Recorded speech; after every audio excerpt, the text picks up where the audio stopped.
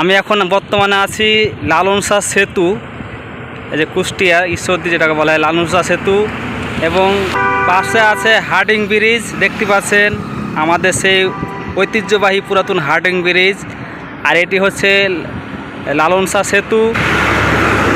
দেখতে পাচ্ছেন সেতু এবং হার্ডিং ব্রিজ একসাথে, এবং পাশে হচ্ছে বিদ্যুৎ কেন্দ্র যেখানে বিদ্যুৎ উৎপাদন হয়।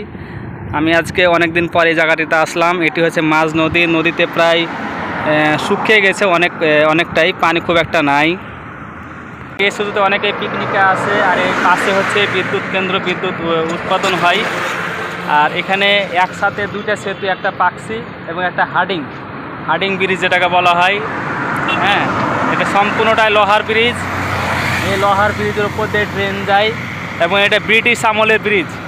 এই ব্রিজটি করা হয়েছিল ব্রিটিশ আমল থেকে এখন পর্যন্ত এই ব্রিজটি টিকা আছে। হার্ডিং ব্রিজ যেটিকে বলা হচ্ছে, এখন পর্যন্ত টিকা আছে। এত মজবুত এই ব্রিজটি যে এখন পর্যন্ত কোনো ভাঙে না, চুরে না, কোনো কিছু হয়েছে না।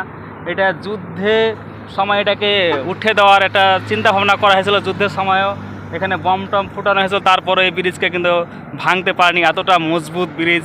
আসলে ব্রিটিশদের কাজই অনেক মজবুত। দেখতে পাচ্ছেন কী পরিমাণ মজবুত, সম্পূর্ণটা লোহার অ্যাঙ্গেল দিয়ে ব্রিজ করা আছে, যেটিকে বলা হচ্ছে হার্ডিং ব্রিজ। এবং এটি হচ্ছে লালন শাহ সেতু। পাশেই দেখতে পাচ্ছেন যে বিদ্যুৎ কেন্দ্র, এই যে এখানে বিদ্যুৎ উৎপাদন হচ্ছে। এখানে বহুত বছর থেকে বিদ্যুৎ উৎপাদন হয়। এই যে ব্রিজটি আপনাদেরকে চারিদিকে ঘুরিয়ে ঘুরিয়ে দেখাচ্ছি। এখানে অনেক ছেলেপিলে মাছ ধরছে নদীতে। দেখতে পাচ্ছেন খুব একটা নদীতে পানি নাই, মাছ ধরতেছে। নদী একেবারে মোটামুটি শুকিয়ে গেছে, প্রায় চারিদিকে চর পড়ে গেছে। মাঝখানেও অনেক লোকজন জেলেরা মাছ ধরতেছে। তো আপনাদেরকে আজকে আমি হার্ডিং ব্রিজ এবং পাকসি ব্রিজ একসাথে দেখালাম। এটা হচ্ছে কুষ্টিয়ার ভিতরে পড়ে, ঈশ্বরদীর পরে আর কুষ্টিয়ার আগে মাঝামাঝিতে। তো সবাই ভালো থাকেন, সুস্থ থাকেন। সবাইকে ধন্যবাদ। আসসালামু আলাইকুম।